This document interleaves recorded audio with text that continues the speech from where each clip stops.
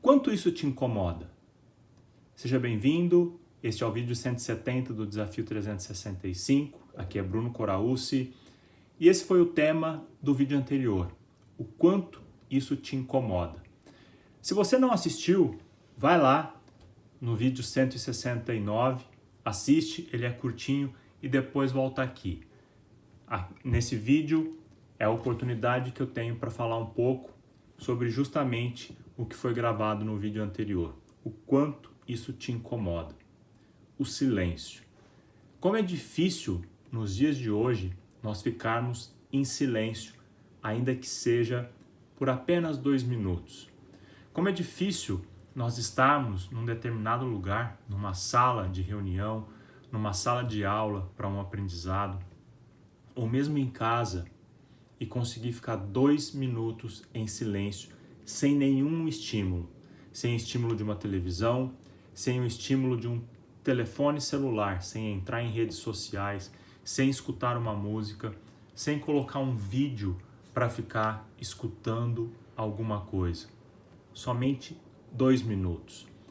2 minutos para ficar conectado consigo, no silêncio, se perceber o que passa no corpo, aonde tem dores, aonde tem pontos que incomoda, por que incomoda e por que também é muito difícil eu ficar em silêncio para conseguir focar num determinado assunto, num determinado objetivo. Por exemplo, numa sala de aula, o quanto é desafiador eu conseguir ficar em silêncio e apenas escutar tudo aquilo que se passa.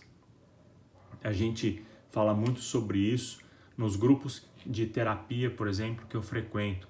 E muitas vezes a gente quer sempre participar, entrar nas dinâmicas, estar sempre envolvido com as coisas, mas o quanto nós podemos aprender também com o silêncio, de observar as pessoas fazerem, de ser o observador, de ficar de fora e olhar por cima, olhar o todo, como tudo se desenvolve, como cada pessoa participa de um movimento, qual é a reação de cada pessoa e, durante aquele silêncio, trazer tudo aquilo que está acontecendo para o meu mundo e ficar com aquilo comigo.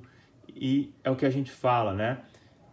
Pensar sobre aquilo que está acontecendo, elaborar, sentir, para depois tomar uma ação. Hoje em dia é muito comum a gente pensar e agir, ou simplesmente agir antes de pensar e depois arrepender.